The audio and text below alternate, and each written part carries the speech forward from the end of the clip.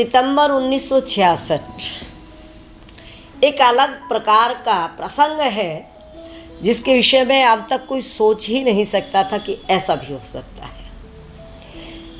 जिला कैथल का रसीना गांव, उसमें भंडारा किया गुरु महाराज ने। वहीं भंडारा करते करते वहीं पर पर्चे बांट दिए। पास में ही एक गांव था बस्तली, उस गांव के नाम का यज्ञ रख दिया और घोषणा कर दी। दिनों दिन गुरुजी के प्रति लोगों की श्रद्धा बढ़ती जा रही थी और ये देखा जाता है कि श्रद्धा जब बढ़ती है और प्रसिद्धि जब बढ़ती है, प्रचार जब बढ़ता है, तो कहीं ना कहीं विरुद्ध भी वातावरण बनना शुरू हो जाता है। अब तक एक ही आवाज़ थी कि गुरुजी चाहे पाकिस्तान के बॉर्डर पर चले गए, हर प्रकार के विरोध को उन्होंने साइड में कर दिया। हर विरोधी उनके सामने झुका, नतमस्तक हुआ। पर ये जो प्रसंग है, ये जो घटना है, ये बिल्कुल अलग प्रकार की घटना है। आप लोग समझ गए होंगे मैं कहाँ की बात कर रही हूँ।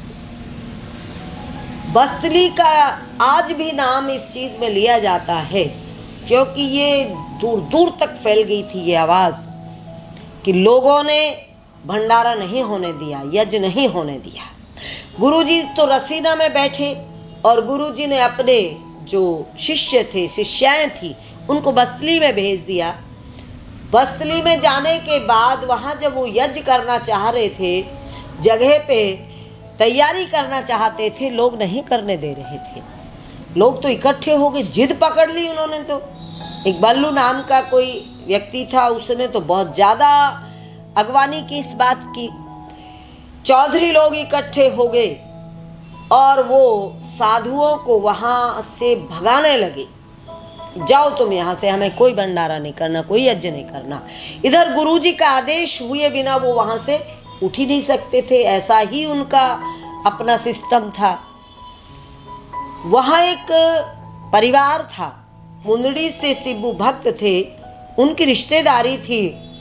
उस परिवार वालों ने चाहा कि हम अपने खेत में झंडा लगवा लेते, खेत में ही कार्यक्रम कर लेते हैं। गुरुजी ने कहा कि नहीं, सबके जमीन पर जो सार्वजनिक भूमि है उस पर ही ये कार्यक्रम होगा। और कहीं ना कहीं गुरुदेव का कुछ और भी उसमें लक्ष्य था।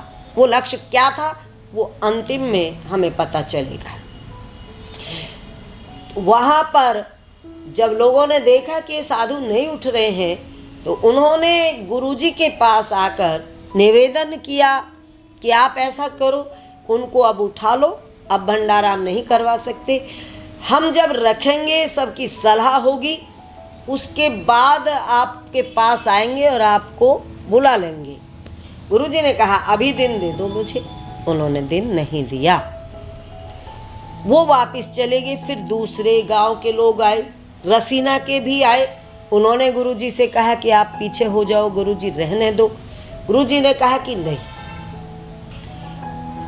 बहुत चारों तरफ की आवाज़ें गुरुजी तक आई और चारों तरफ उनकी भी आवाज़ें गई। उन्होंने जिद पकड़ ली कि यज्ञ नहीं होने देना, भंडारा नहीं होने देना।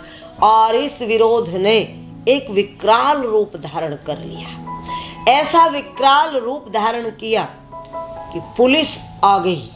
पुलिस के द्वारा भी वहाँ पर बहुत ज़्यादा साधु संतों के साथ जबरदस्ती की गई। लेकिन जब पुलिस भी फेल हो गई तो अब उन्होंने खुद ही अपने हाथ में ये कार्य ले लिया। और कार्य क्या ले लिया? तो रावण की संतान बन गए, वो तो कंस की संतान बन गए। उन्होंने तो डंडे उठा लिए और डंडे उठाकर महात्माओं को पीटना शुरू कर दिया। अब वो पीटते रहे लेकिन वहां से हिले नहीं। इस ज्यादा मारधाड़ में दो हिस्से हो गए। जो कच्चे भक्त थे, कच्चे लोग थे, वो तो भाग गए एकदम छोड़ के।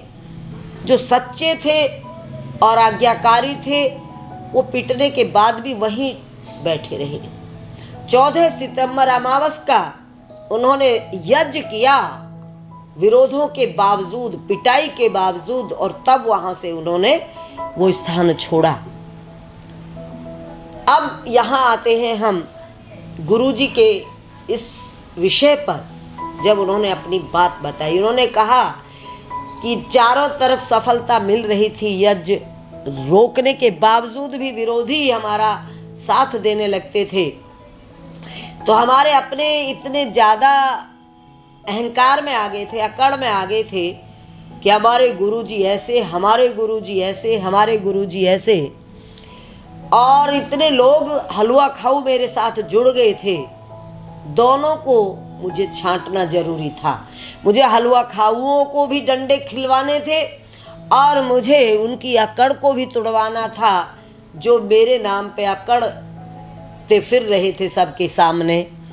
तो इस कार्य में मेरे 2 लक्ष्य पूरे हुए हैं कि अहंकारियों का अहंकार टूटा है, अकड़बाजों की अकड़ टूटी है, और जो धूर्त लोग केवल मुफ्त का खाने की इच्छा से आते थे, उनकी भी कमर तोड़नी बहुत जरूरी थी। अब छांट हो गई है, केवल वही रह गए जो पक्के और सच्चे भक्त हैं, बाकी चले गए। अब क्या होता है, उधर बस्तली के गांव वालों में भी अकड़ आ जाती है। वो कहते हैं देखो ब्रह्मानंद का हमने भंडारा नहीं होने दिया, हमने ब्रह्मानंद की पोल खोल दी। वो अकड़ते फिरने लगे, वो ये कहने लगे, उनकी अकड़ तोड़ी किस रूप में गुरुजी ने। उसी वक्त गुनाना गांव के लोग गुरुजी के पास आए और उन्होंने कहा कि ये भंडारा हम करवाएंगे, यज्ञ हम करवाएंगे। तुरंत के तुरंत ही वो गुरुजी को ढोल ढमाके के साथ अपने गांव में ले गए। लोगों ने देखा और वहां पर उनका बहुत विशाल यज्ञ भंडारा चला।